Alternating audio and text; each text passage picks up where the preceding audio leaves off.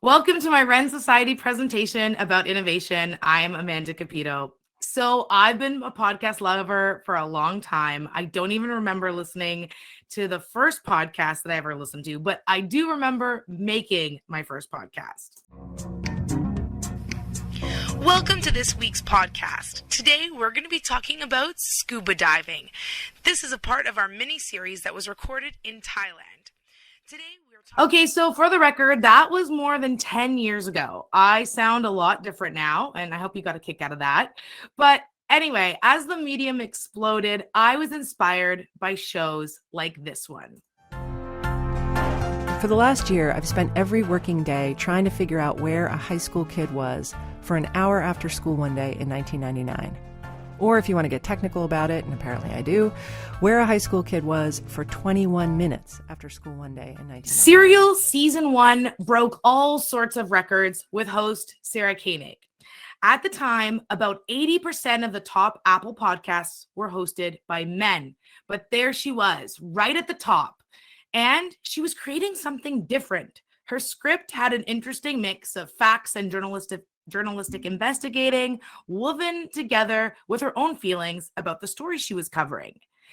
I just kept thinking, this is innovation. Innovation. If you Google the definition, it comes up as the action or process of innovating. Now, I think that's a pretty shallow definition. So Second Hit, though, says it's a new method, idea, product, etc. But I like the way Josh Folkema puts it. He's a business manager at the nonprofit World Vision and was featured in one of the podcasts I more recently made called A Pitch for Change. I think it's a real buzzword nowadays, and it's often used too much. I think we think innovation is a sexy idea, but it's often just something that's been built off of other people's ideas over a long period of time. And I think Josh is right. The word might be slightly overused, and it's not sexy to think of it as tweaks to pre-existing ideas. But where do ideas come from anyway? I now turn to Frederick Herron, a creativity expert and the author of The Idea Book. We have this mystical idea about creativity, like it's something magical that just pops into your head. I like to look at it like this. An idea is that one person takes two formerly known things and combines them in a new way. That's all we have to do. Two ideas that already exist and put them together in a new way. All right, so want an example? Well, here is me taking a podcast and a virtual presentation and putting it together in a whole new way. To me, the word innovation is just another way of saying creativity. But sometimes innovation feels like it's so far out of reach or only meant for men in suits in Silicon Valley. But creativity, that word feels so much more accessible. Kids are creative, right? Many people would agree that we all have a streak of creativity inside of us. So if you're picking up what I'm putting down, then that means we all have the ability to be truly innovative. Now, sometimes the creativity and innovation is just not flowing. I have my master's in the psychology of leadership, as you heard, and research shows there are 5 ways you can foster this within yourself or within a team. Number 1, shift your focus away from the usual way of doing things. Number 2, cast your net wide. Get inspiration from a bunch of different places. Number 3, don't limit yourself. You want to let yourself come up with multiple ideas. Number 4, suspend judgment. Just let the ideas flow. Don't be too critical too quickly. And lastly, number 5, when it comes to evaluating your ideas, don't get too attached. You have to know when to abandon them and when to replace them with something new. So back to my little audio storytelling journey. Now here I am producing podcasts, getting better and better, Sarah Koenig as my inspiration. But I started to notice something. There was a lot of ageism in the podcast industry, specifically with the elderly. There weren't a lot of their voices being featured in podcasts. And I think if you got a story to tell, it shouldn't matter what age you are. So my idea was to make a podcast with elderly voices. And so I interviewed people like Peggy. When I got presented with my sergeant stripes, I thought, oh, me, a sergeant?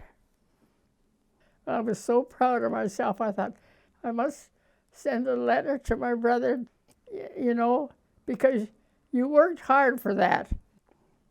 So sweet, right? Peggy was 101 years old at the time of recording.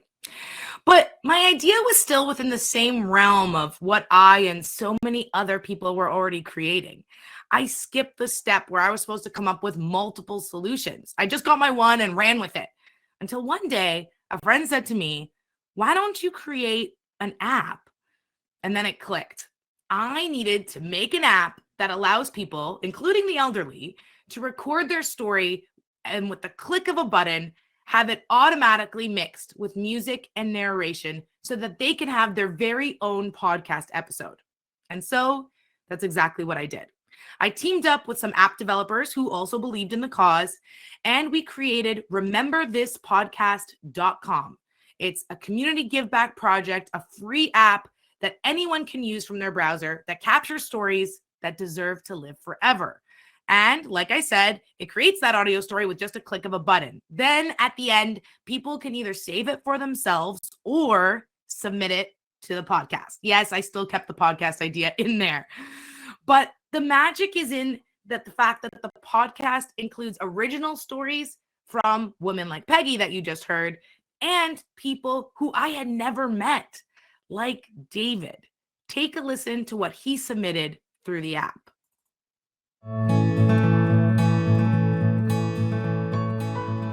Remember This is a podcast about memories, because some stories deserve to live forever. I'm Amanda Cupido. On today's episode, I'm David Francis Poles and 91 years old. let's get started. So where are you living right now, and how did you end up here? I'm living in Aurora right now, but I immigrated to Canada many years ago from England. What would you say was your proudest moment? My proudest moment was when I got my chartered accountant degree, because I took the exam, which involved 2 weeks of exams. There were 1,000 people taking it. In the first 15 minutes, a lot of people got up and left. I thought, this doesn't look very good. But I was very trained, but I became a very good chartered accountant. Is there an item that you have that has particular significance that you continue to hold on to? Music, and I love playing the piano, and I try and play every day, and I hope to, God willing, I got the energy, I can carry on playing every day. If you can perform, play tunes, people love you. What's one memory that you cherish and continues to bring a smile to your face? Meeting my wife, Pamela, who we've been married now for 55 years, and she's my guardian, and she protects me. We met at a club that I was playing band in, and I saw this lady sitting there, and I took her home that night, and we just hit it off. We could talk. It wasn't just stupid chatter, but we hit it off, and I just love her, and she loves me, and she looks after me, and I look after her. Thanks for listening. For more stories like this one, visit rememberthispodcast.com.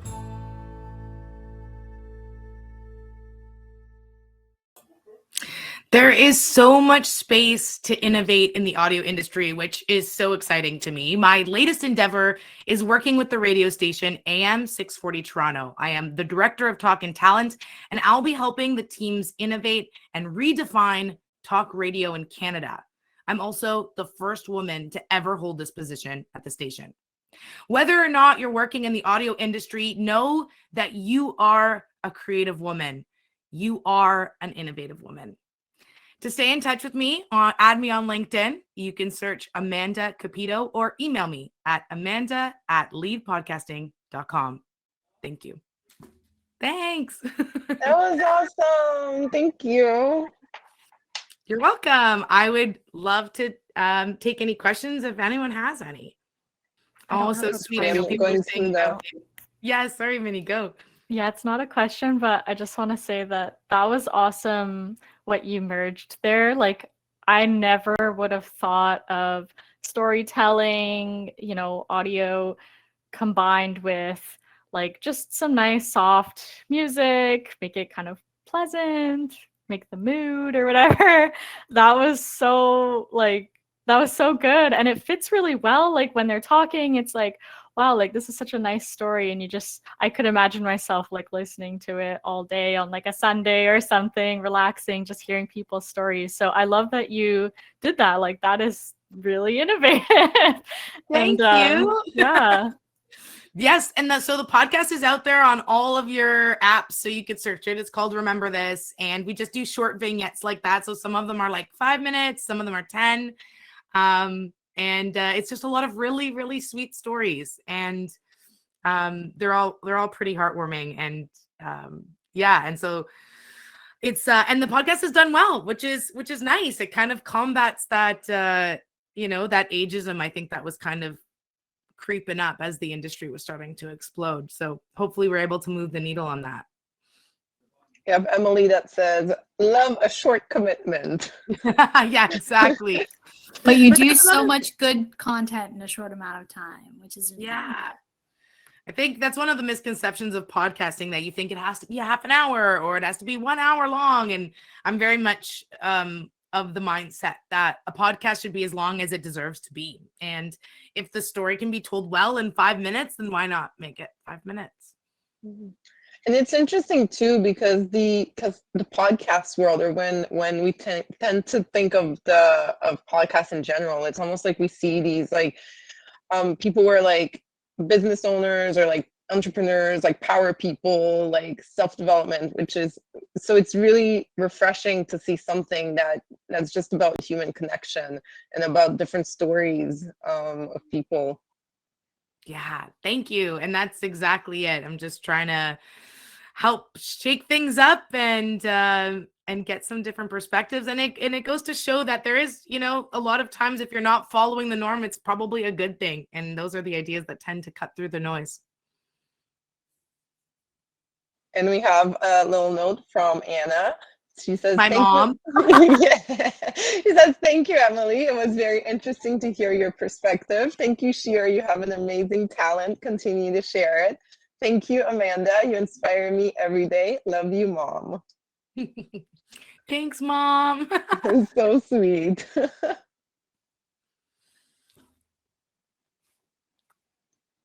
Do we have any questions that we would like to ask Amanda? Yeah, I have one. Yeah. So what okay, I know you talked about the podcast show that inspired you, which was amazing. And you're really good at what you do, by the way. I love the sound of your voice. Thank you. No problem. I love the sound of your voice. Thank you. Yeah, no, my question was like, how did you feel when like podcasts like blew up and you were just like, oh, I've been doing this for so long and now everyone's jumping on this train? Like, what were your thoughts when that happened? I was so happy. Honestly, it was a audio nerd's dream come true, as I like to say, because I would have so many conversations where I'd have to start with, I'd be like talking about it, and then people would be like, wait, what is a podcast? And I'd be like, oh, right. Okay, let me rewind. And I'd have to start the conversation from what is a podcast. And now the conversation just starts like 10 yards down, right? It's like everyone kind of has if you don't even know fully, you kind of have an idea at least from what is a podcast. And then we can just go from there. And I think it was what I was hoping would happen, what I believed in my heart of hearts would happen. And Canada was a little bit behind too. So there was things I was watching in the US and seeing happen. And I was like, why have we not caught up yet? And so it was really refreshing and exciting to see the wave kind of come on over. And now we're in the midst of this just insane time where there's new updates every day and the tech players are innovating on them within themselves. There are podcasts that are shooting to the top of the charts in Canada too. And I'm just so happy that it's this time has finally come. And I think people tend to think it's maybe a bubble, but I don't see it that way. I think it's kind of like YouTube and influencers, right? When that first wave came in, there was like content creation happening and people were trying to find what works, and the algorithm was changing, and then new features were being released. New features are still being released. But YouTube never went away. There was never a bubble like that. It just continued to evolve, and people used it kind of differently, and different things, popped out, but it's never going away. Like YouTube's never going away. And that's what I think about podcasts. It's never going away. It might change, it might shift, but they're here to stay.